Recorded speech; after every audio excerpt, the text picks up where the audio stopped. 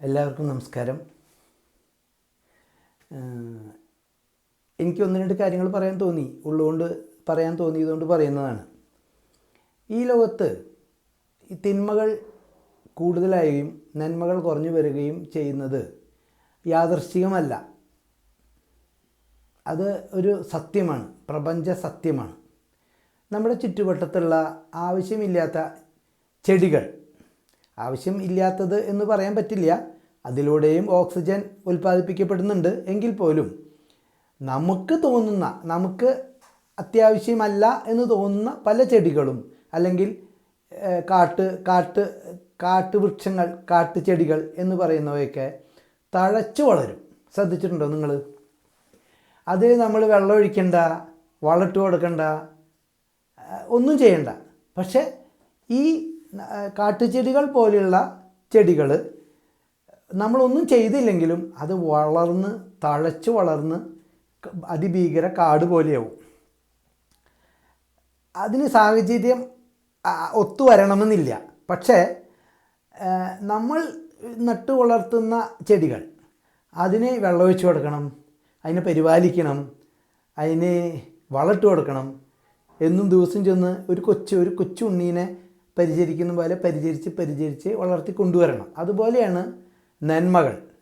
നന്മ എന്ന് പറയുന്നത് നമ്മൾ അതിനെ കുറേശ്ശെ വളർത്തി കൊണ്ടുവന്നാലേ അത് കൂടുതലായി വരൂ. അല്ലെങ്കിൽ അത് ശോഷിച്ച് പോകും, ഇല്ലാണ്ടാവും.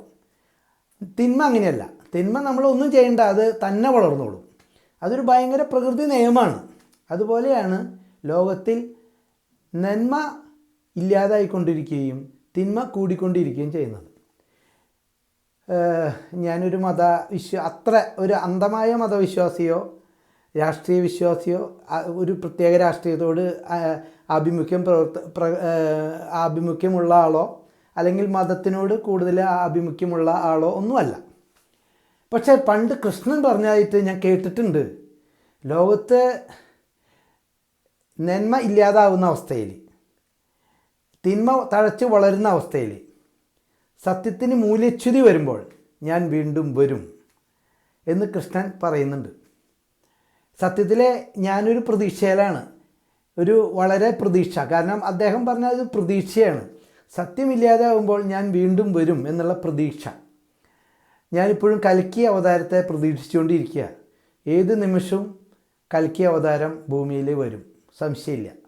കാരണം കൽക്കി അവതാരം ഹിന്ദുമതത്തിൽ മാത്രമല്ല, പല മതങ്ങളിലും അങ്ങനെ ഒരു വരവ് വരുന്നുണ്ട് എന്ന് പറയുന്നുണ്ട്. അപ്പം ഞാനത് പ്രതീക്ഷയിലാണ്.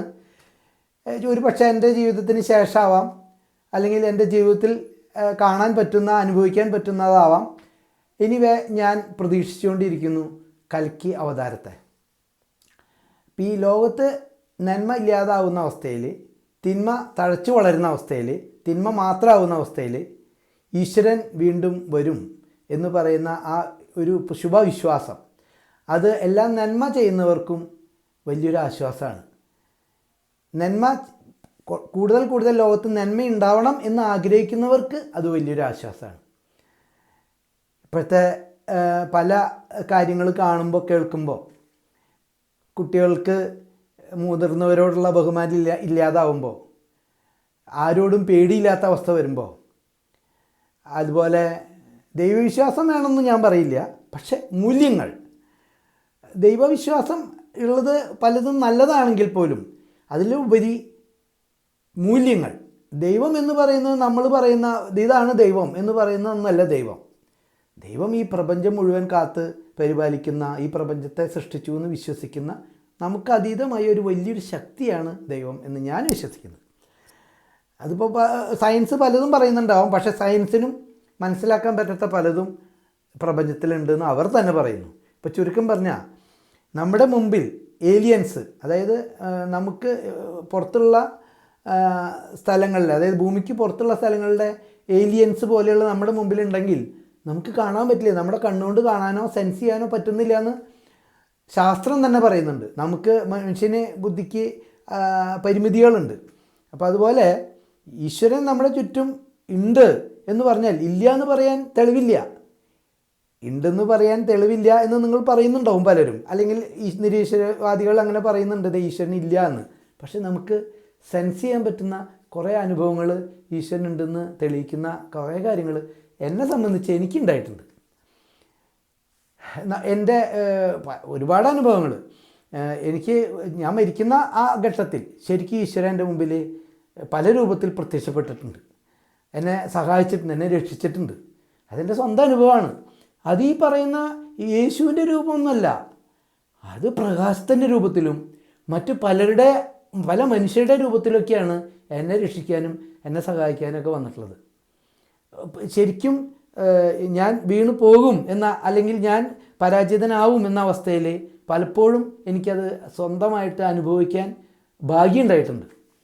അപ്പോൾ അതുപോലെ ഞാൻ പിന്നെ നമ്മളിപ്പോൾ ഒരു തെറ്റ് കണ്ടാൽ പ്രതികരിച്ചുകൊണ്ടൊന്നും ഈ ലോകത്ത് ഇനി ഒരു മാറ്റം ഉണ്ടാവില്ല. കാരണം പ്രതികരിക്കുന്നവരില്ലായ്മ ചെയ്യുന്ന ലോകമാണിത്. ഇപ്പം നമ്മൾ യേശു പ്രതികരിച്ചാണ്, ആ ഇല്ലായ്മ ചെയ്തു. അന്നേ 2000 കൊല്ലങ്ങൾക്ക് മുമ്പേ പ്രതികരിച്ചവരൊക്കെ ഇല്ലായ്മ ചെയ്യുന്ന ലോകമാണിത്. അപ്പോൾ പ്രതികരിച്ചിട്ടൊന്നും ഇനി മാറ്റമൊന്നും വരില്ല. ഇനി ഈശ്വരൻ ശരിക്കും വന്നേ തീരൂ, എന്നാലേ നമ്മുടെ ഈ ഭൂമി രക്ഷപ്പെടൂ. നമസ്കാരം. Thank you very much.